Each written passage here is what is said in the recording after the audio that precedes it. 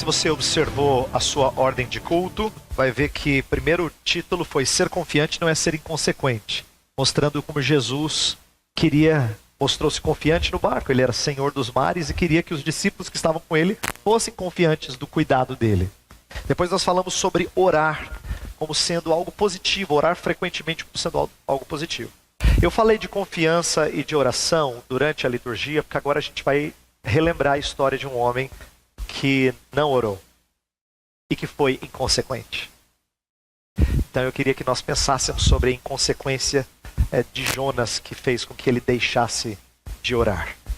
Nós vamos ler o texto sagrado, depois eu vou contar algo para as crianças e vou pedir para elas desenharem, e depois nós vamos iniciar a exposição para os adultos em geral. E lembrando aos pais que a razão pela qual a gente pede para as crianças desenharem é para providenciar a você, pai, a você, mãe, uma oportunidade de transmitir às crianças de forma concreta parte da lição que nós falamos hoje aqui. Tá? Então não é apenas para passar o tempo, é para eles tentarem captar em forma de imagem algo que nós tentamos trazer aqui de forma mais abstrata, que só adultos entendem.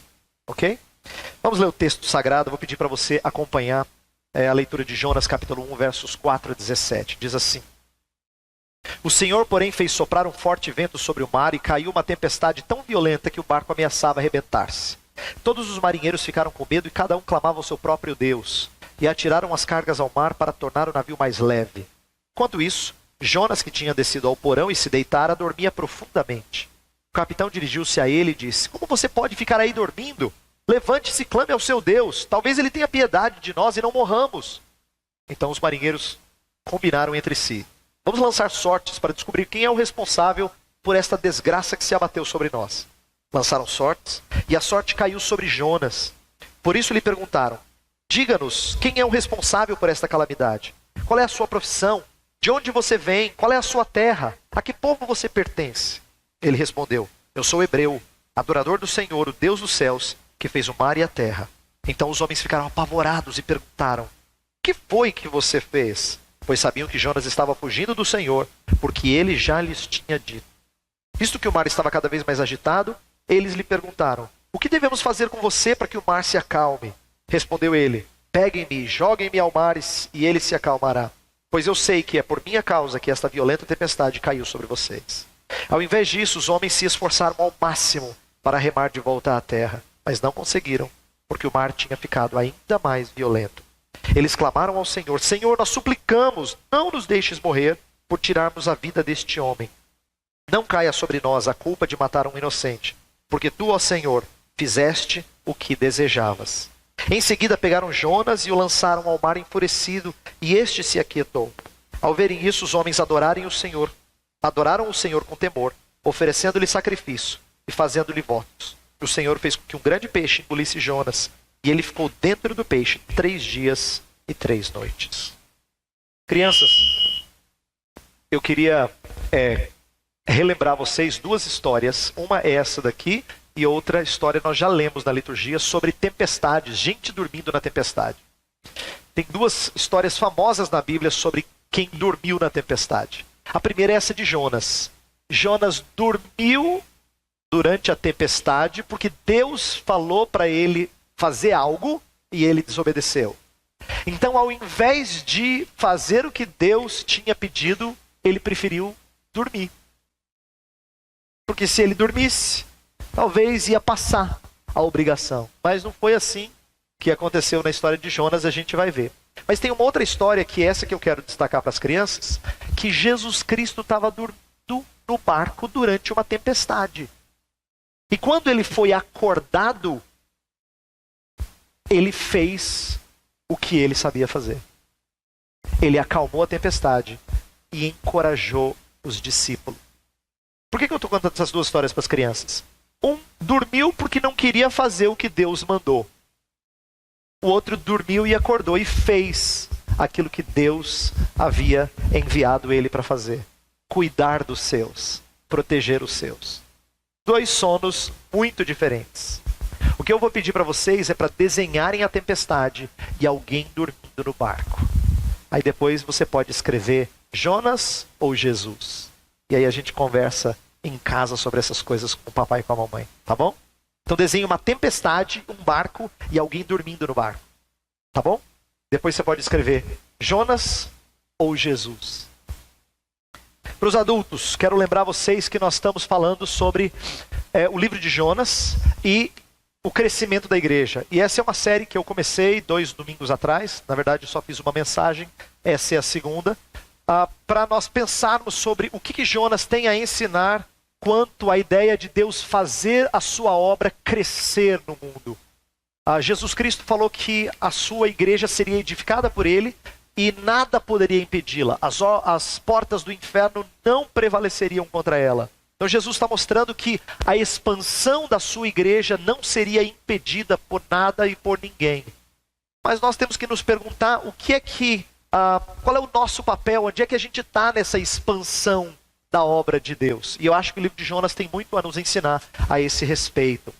Na primeira mensagem, na semana passada, nós falamos sobre o desejo de crescer.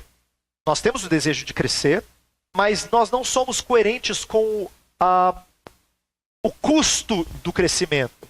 Então, o nosso desejo de crescer não é coerente com o nosso receio em pagar o custo do crescimento. Por exemplo, eu falei sobre como nós queremos que a nossa igreja local cresça, mas se crescimento envolvesse sair da nossa igreja local, que a gente tanto ama, seria difícil. Porque nós gostamos de ficar onde nós nos encaixamos. E a gente entende que esse é um custo muito alto para ser pago. A cegueira de Jonas, eu disse também na semana passada, e vou continuar falando sobre isso, é emblemática do Estado de Israel. Jonas é chamado a uma missão inovadora, algo que não era comum, ir para outra nação para pregar a mensagem de Deus, e emocionalmente desgastante. Por quê? Porque a nação para onde ele vai pregar já tinha castigado Israel antes, já tinha sido cruel para com Israel. Então Deus pede a ele algo difícil, inovador e desgastante, e ele se recusa a ir. Israel também estava recusando ser luz às nações. Então, na verdade, a lição que Deus vai dar para Jonas será uma lição para a nação de Israel. Aí eu falei sobre como nós também temos uma lição a aprender disso. Fomos chamados a fazer 3 coisas ligadas ao crescimento da igreja: fazer discípulos, confrontar pecado e deixar nosso conforto em prol do crescimento da igreja. Veja só, 3 coisas.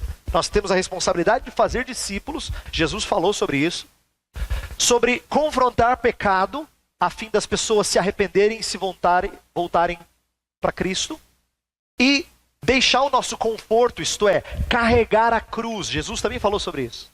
E nós temos dificuldades com esses 3 elementos da nossa missão. Nós queremos crescer, lembra? Falei isso. A gente tem muita vontade.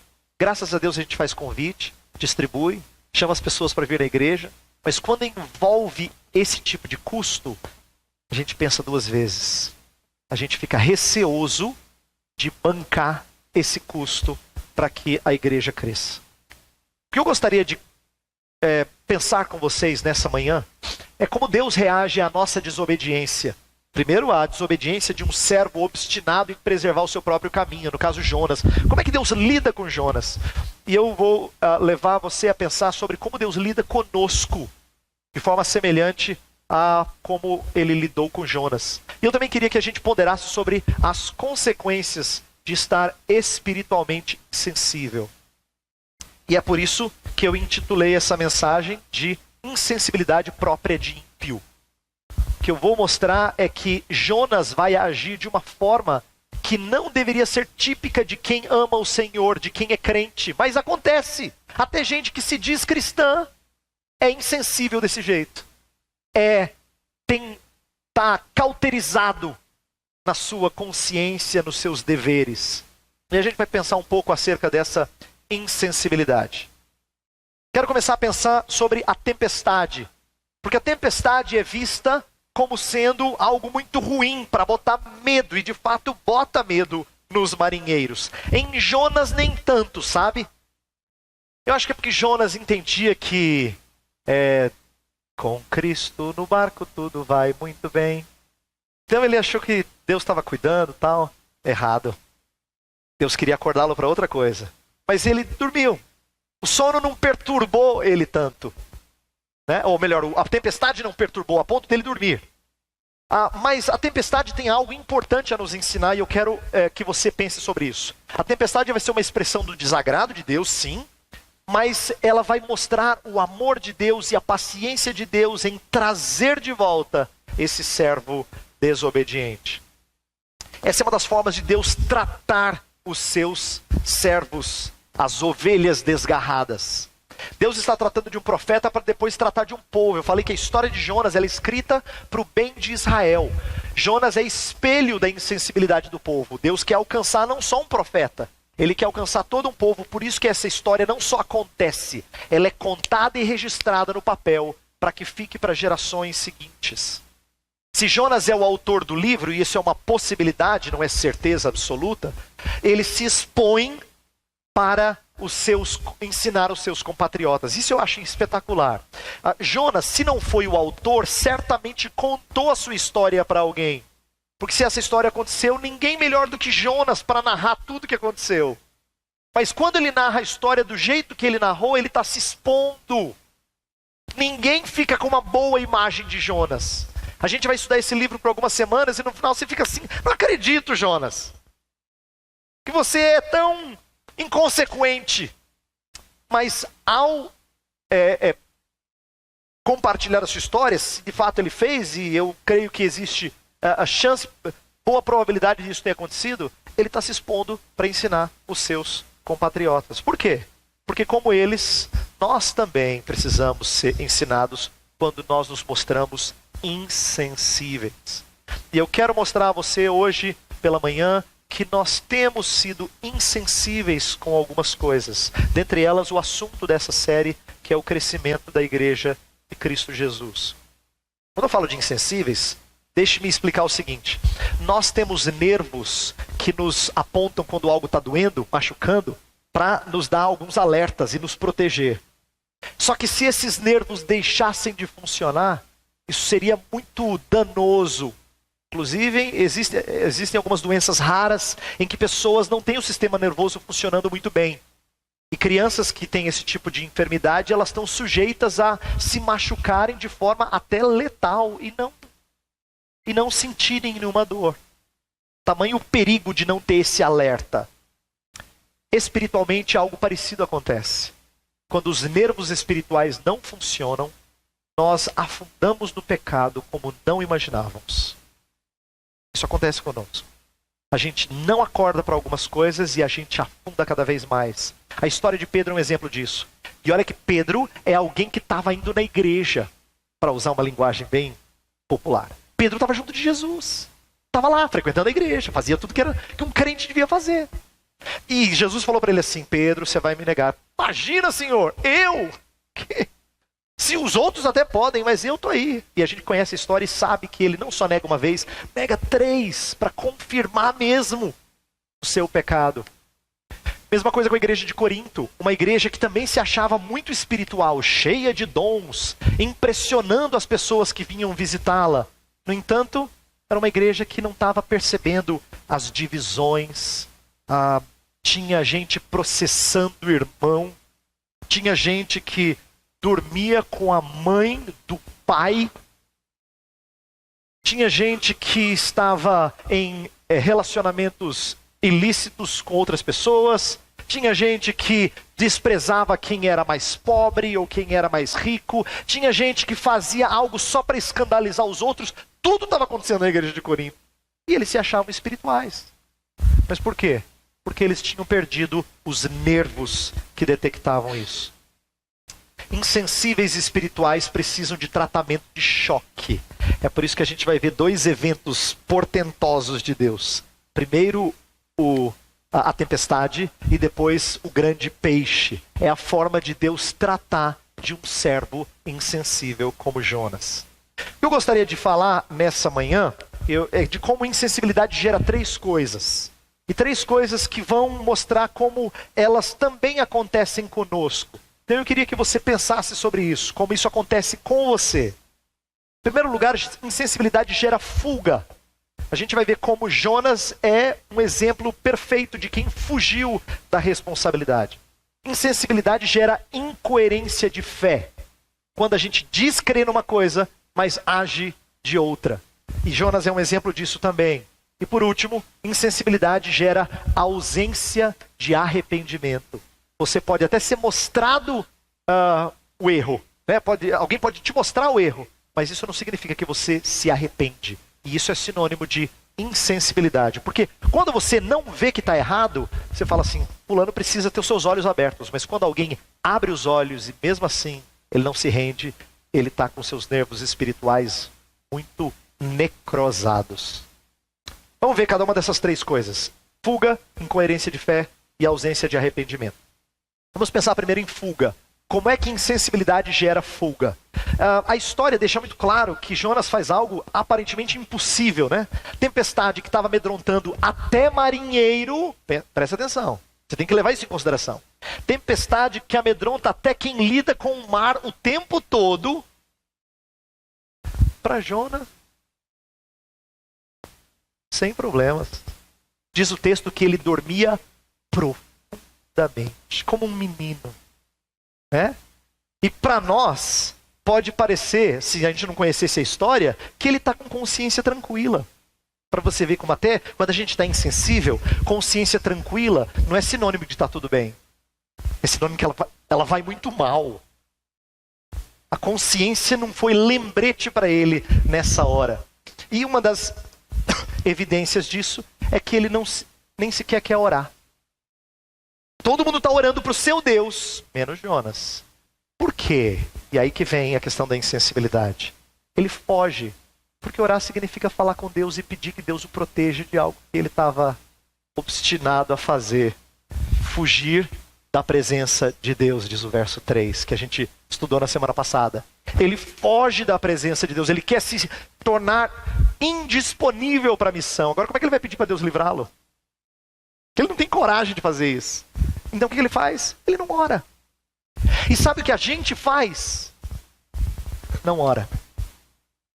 Quando a gente está insensível, uma das primeiras evidências de que a coisa não vai bem é que a gente começa a se afastar de falar com Deus, porque incomoda.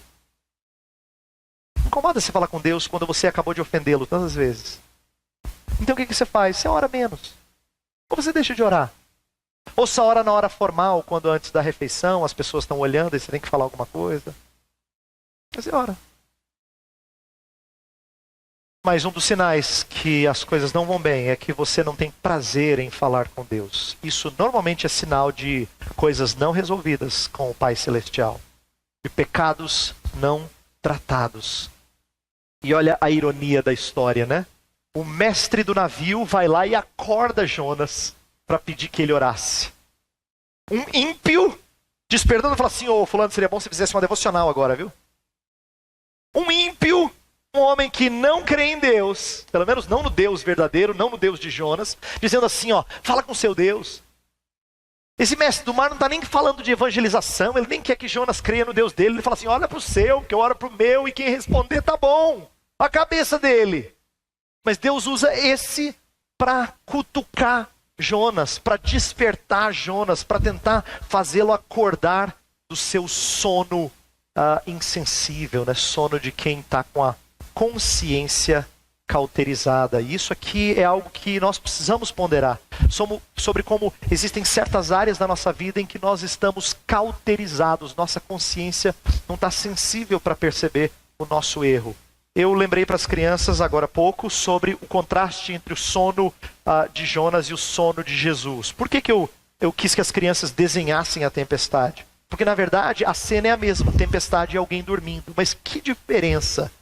Porque na história de Jesus, Jesus dorme após um dia de várias curas e cuidados para com pessoas enfermas. Ele estava cumprindo a sua missão. Jesus dormiu depois de cumprir a sua missão. Olha a diferença. Jesus podia dizer o que diz aquele salmo, em paz me deito e logo pego no sono. Porque ele está em paz com Deus, ele cumpriu a sua missão. Jonas não. Então eu coloco aqui sim, estar tranquilo não é sinal de confiança, pode ser mera atitude inconsequente. Às vezes as pessoas passam para a gente a noção de que elas estão bem. Não, eu estou tranquilo, minha consciência está tranquila, estou em paz, coração está sossegado. não é bom. Isso não é necessariamente bom. Pode ser consciência cauterizada, pode ser que sua consciência seja tão insensível para certas coisas que ela precisa ser chacoalhada, precisa ser despertada para aquilo que ela não enxerga mais. Tem pessoas que são tranquilas. Tranquilo não é sinônimo de confiante em Deus. Jonas estava tranquilo, mas não era confiança em Deus, era inconsequência. Segunda coisa que a gente vê em Jonas é incoerência de fé. E aqui é importante a gente ponderar sobre isso, porque eu creio que isso acontece bastante conosco também. Quantas vezes você já não disse assim: espera aí, eu não creio que Deus é assim, assim, assim? Por que eu ajo assim, assim, assim? Por que eu ajo diferente daquilo que eu creio? Isso acontece frequentemente conosco. E aconteceu com Jonas também. Quando o mestre do navio resolve acordá-lo e ir para orar, eu suponho que algum tempo passou, não está resolvendo, eles disseram assim, vamos lançar sorte, que deve ter alguém aqui amaldiçoado nesse barco, não é possível. Alguém que está sofrendo castigo dos deuses. Bem linguagem de quem é politeísta, que crê em muitos deuses, né? Vamos lançar sortes porque deve cair na pessoa que é amaldiçoada. E não é que Deus faz cair em Jonas. Aí vem aquela enxurrada de perguntas, né? Quem é você? De onde você vem? O que você faz? O que você está fazendo aqui? Por que você está aqui? Será que tem algum castigo? E aí Jonas conta: eu sou hebreu, servo do Deus que fez o céu, a terra e o mar.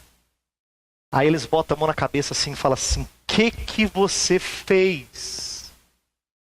O que é que você fez? Se você serve um Deus grande desse jeito, como é que você foge dele? Porque o texto no verso 10, dê uma olhada no verso 10, que está impresso aqui, fala assim: então os homens ficaram apavorados e perguntaram: o que foi que você fez? Pois sabiam que Jonas estava fugindo do Senhor, porque ele já lhes tinha dito. Eles perceberam que não podia brincar com Deus desse jeito. Olha só, Deus usando os marinheiros, indiretamente, lógico, para levar Jonas a explicitar a incoerência da sua fé. Sua prática não combina com a grandeza do seu Deus. O seu Deus é o Deus que fez o mar, e ele está fugindo pelo mar. Jonas! Os marinheiros estão tentando acordá-lo, né? Você não percebeu a incoerência daquilo que você diz crer e o que você faz? Você é incoerente, Jonas. Mas não é só Jonas que é incoerente. Você já não olhou várias vezes para as bondades de Deus na sua vida, como Deus cuida de você? E por que você é tão pouco empolgado em falar dele para os outros?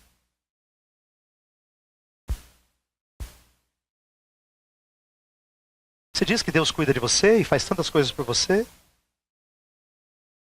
Por que você fala tão pouco dele para os outros?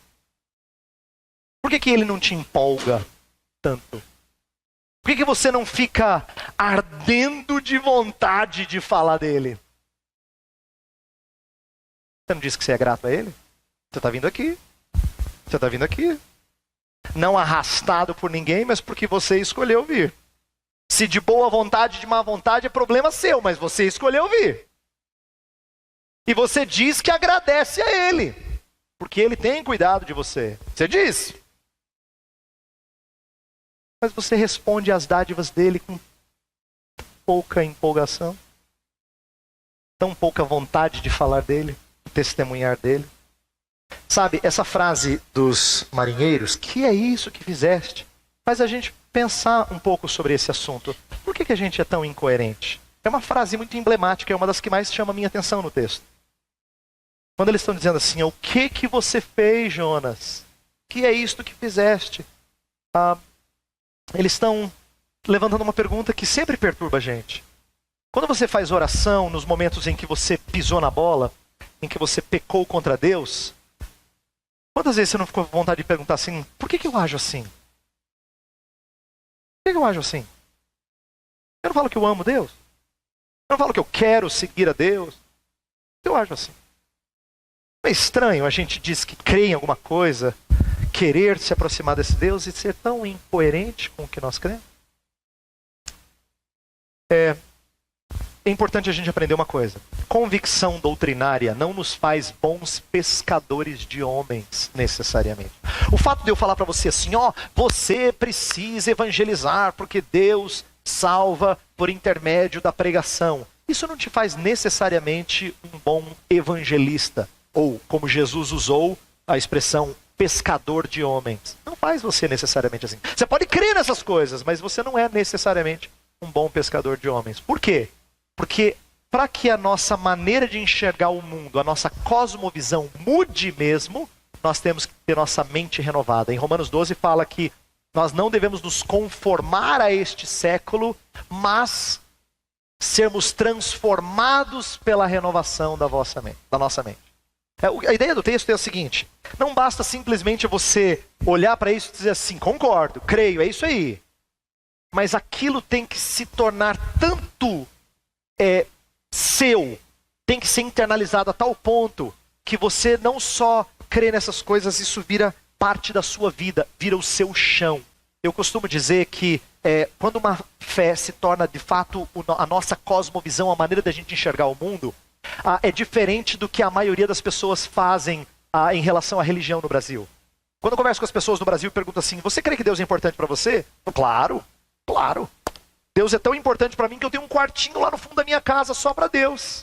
Tá arrumadinho, direitinho e tal. Todo final de semana eu vou lá, abro, entro um pouquinho, faço as minhas preces, né? E depois fecho e continuo o dia a dia da minha casa. Mas é importante, tá lá um quarto só para minha religião. Essa fé não foi internalizada. Para ela ser internalizada, aquilo ali tem que virar o seu chão. Se isso porventura viesse a sair, você perderia o chão. O que nós cremos é o que está debaixo dos nossos pés. É aquilo no qual você diz, estou seguro. É nisso aqui que eu ando. Quando eu falo assim que nós temos que participar da expansão que Deus está fazendo na obra da igreja, você pode crer nisso, mas ficar no quartinho do fundo. Você só vai incorporar isso na hora que a sua mente for transformada. E você realmente, por intermédio de arrependimento do Senhor e consagração ao Senhor, isso virá o seu chão. O lugar onde você pisa. Terceiro lugar, a insensibilidade gera ausência de arrependimento. Olha só, Jonas, e aqui é importante eu explicar. Depois de eles ouvirem o que Jonas tinha feito, eles tentam, diz o verso 11, que eles tentam cuidar, mas o mar não está acalmando e estão tentando salvar o barco, mas parece que não vai dar, o barco vai afundar. Aí eles perguntam para Jonas, Jonas, o que nós devemos fazer? Afinal de contas, essa tempestade é por sua causa. Você diga, o que a gente tem que fazer? E aí Jonas fala algo que aparentemente é abnegado. Ele diz, olha, me joguem no mar para vocês serem salvos. Não é abnegação coisa nenhuma. É dureza de coração. Ele está tão obstinado, tão insensível, tão inconsequente, que ele prefere morrer do que falar do Deus compassivo. Olha só, a continuação da história de Jonas, quando Nínive se arrepende, a gente vai chegar nela mais na frente, Jonas fala assim, Senhor, eu sei que o Senhor é compassivo e clemente.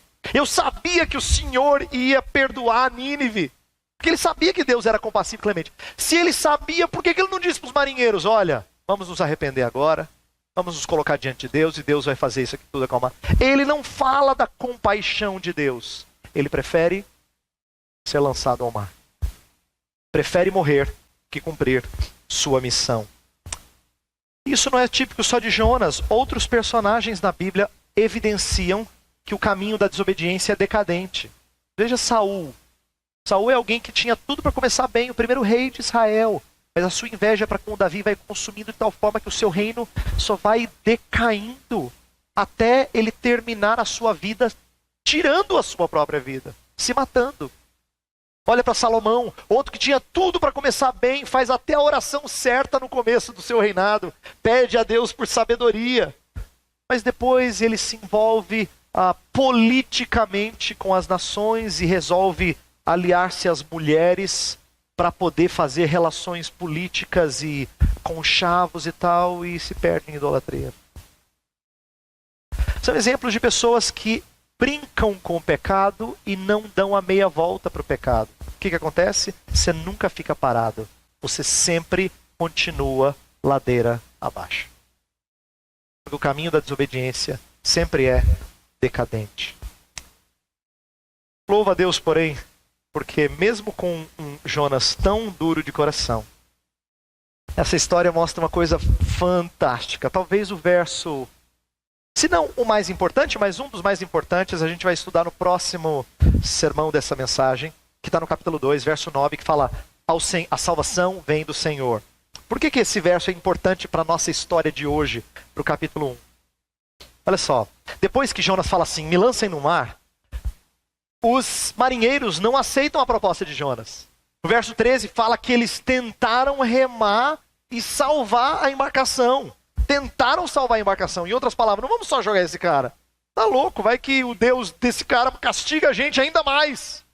Então eles resolvem remar e eles não conseguem. Então eles oram, pedem que Deus tenha misericórdia deles e jogam Jonas. O que essa história nos ensina? Olha que coisa tremenda. A ira de Deus não pode ser aplacada por nossas obras. Eles não conseguem fazer nada para se salvarem. Salvação sempre é por meio de outra vida sacrificada. Na história de Jonas, a salvação só vem por intermédio de sacrifício. Os marinheiros seriam alcançados por Deus, porque alguém tinha que ser sacrificado. Isso conta pra gente e nos remete à história mais importante de todas. Aquele que foi sacrificado em lugar de outros. A ironia da história de Jonas é essa aqui, ó. Dentre outras, tem várias, mas a ironia do texto é que mesmo fugindo de pregar a pagãos, Jonas é instrumento para a conversão dos marinheiros. Você fala assim, esse Jonas não tem jeito, né? Deus salva os pagãos quando Ele quer. Querendo Jonas ou não querendo Jonas. Que essa é uma história que evidencia a compaixão de Deus. E aqui vem a lição importante para não só a pessoa de Jonas, mas para a nação de Israel, onde Jonas vivia. Eu falei que Jonas é emblemático, ele é uma representação da desobediência de Israel. Olha só. E Deus queria ensinar que Israel era pior que as nações vizinhas. Deus fala isso várias vezes para os profetas. Olha que contraste no texto, para você ver que ironia. Se um israelita estivesse lendo essa história, ele falando assim, mas como é que o profeta de Deus é que faz errado? Como é que os pagãos é que fazem o certo? Para eles é uma história estranha, mas é o que Deus estava mostrando sobre Israel. Olha só, os marinheiros oram e pedem orações. Jonas dorme profundamente. Os marinheiros temem de forma coerente a sua fé. Jonas, incoerência de fé. Os marinheiros lutam pela vida. Jonas desperdiça a vida. Os marinheiros pedem clemência a Deus. Jonas não pede clemência a Deus. E os marinheiros no final temem e adoram. Jonas nem sequer ora. Que ironia essa história. Como é que o profeta de Deus age de forma tão contrastante com os marinheiros? Mas eu queria terminar dizendo o seguinte. Essa ironia não acontece só na vida de Jonas, não. Essa ironia acontece às vezes na nossa vida. Nós somos o povo de Deus que não devia fazer algumas coisas que faz. E a minha mensagem não é só para bater em você, não. Eu queria terminar mostrando o que o texto mostra. A bondade de Deus no texto. E poucas vezes a gente enxerga bondade nesse aspecto. Veja só. A maioria das pessoas olha para essa cena e um peixe engolindo um homem e dizem assim, gente, que coisa pavorosa. Mas eles se esquecem de que foi a conexão submarina que Deus providenciou para trazer Jonas de volta para a terra, para ir pregar para Nínive. Quero dizer o seguinte, a maioria de nós olha para peixe, o grande peixe, como sendo um castigo de Deus. Não. A salvação vem do Senhor. O peixe é a salvação de Deus. Jonas ia morrer naquela tempestade. O peixe é a forma de Deus usar tudo que Ele tem nas mãos para trazer você de volta para Ele.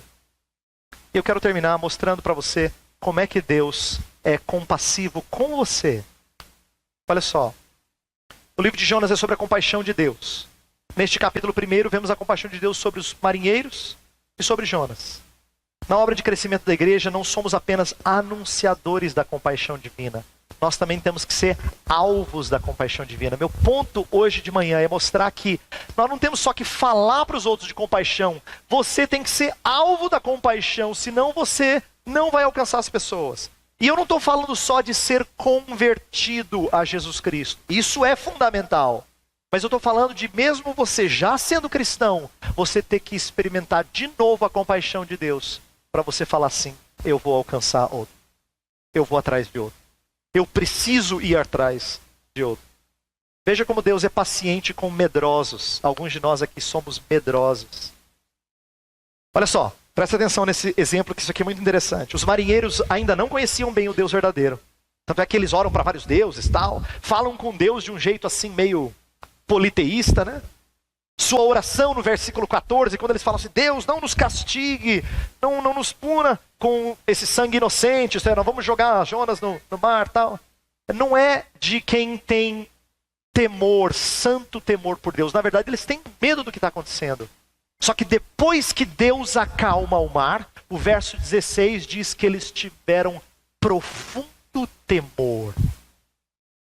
Tiveram um temor diferenciado. O verso 16 fala, os homens adoraram o Senhor com temor. O texto original enfatiza a ideia de muito temor. E eles adoraram a Deus. Olha só o paralelo agora. O paralelo do que acontece com a história de Jesus Cristo não é só o sono de Jonas com o sono de Cristo. É o que Deus faz com os marinheiros e o que Deus faz com os discípulos. Lembra que os discípulos estão com Jesus e eles têm medo? Eles têm medo porque eles não conhecem bem a Jesus. Quando Jesus acalma o mar, o texto termina com uma pergunta. Quem é esse que até os ventos e o mar lhe obedecem? Não é que os discípulos não sabiam quem era Jesus. Eles já andavam com Jesus há fazia um tempo. Mas eles ainda não o conheciam profundamente. Eles precisavam conhecer mais a Jesus Cristo. O meu ponto é mostrar que você também precisa conhecer Jesus Cristo. Olha só.